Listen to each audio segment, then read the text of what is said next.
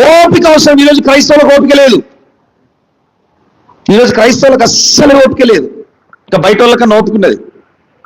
ఓపిక మనకి ఎక్కడ ఉంటుందో తెలుసా? వినాలి జాగ్రత్తగా. దేవుని సన్నిధికి వస్తే ఓపిక ఉండదు. టైం టైం టైం టైం అనుకుంటాం. సరే, టైంకే మనం పాటించాలి. ఒక్కోసారి పరిస్థితులను బట్టి ఆలస్యమైనప్పుడు మనం అర్థం చేసుకోవాలి. అస్సలు ఓపిక ఉండదు. ఇప్పుడు పొద్దున్న 6 గంటలకు టోకెన్ తీసుకొని డాక్టర్ దగ్గరికి పోతే వాడు నేను నైట్ 10 గంటలకు వదిలిపెడతాడు.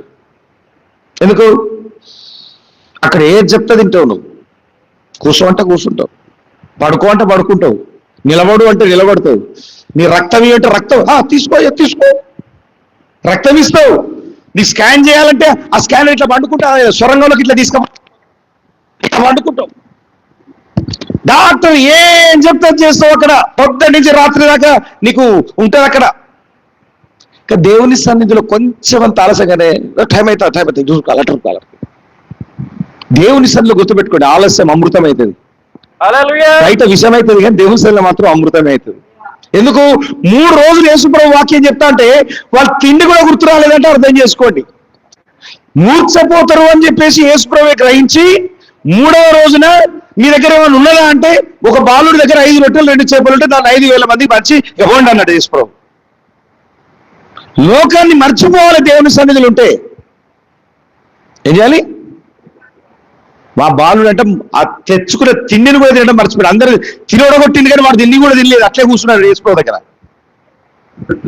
2 చెల్లి తలని ఉందా? ఏ ఆహారం ముఖ్యం మనకు? వాక్యాహారమా, భౌతికాహారమా? కానీ దేనికి ఎక్కువ ప్రాధాన్యత ఇస్తున్నాం మనం?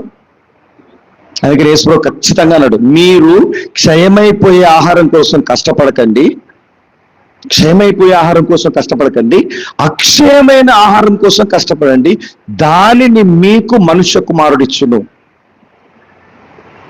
దేవుని దగ్గర నుంచి వస్తుంది. ఇది నిన్ను నిలబెడుతుంది. కాబట్టి సులువుగా చిక్కులు పెట్టు ప్రతి పాపమును ప్రతి భారమును విడిచిపెట్టి ఓపికతో పరిగెత్తుదము. చెప్పలు పెడితే భరోసా.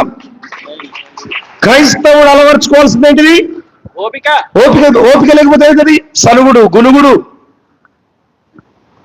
ప్రైజ్ ది లార్డ్, హల్లెలూయా. అవన్నీ మర్చిపోవాలి. ఈ 2026లో మీకు ఓపిక చాలా అవసరం.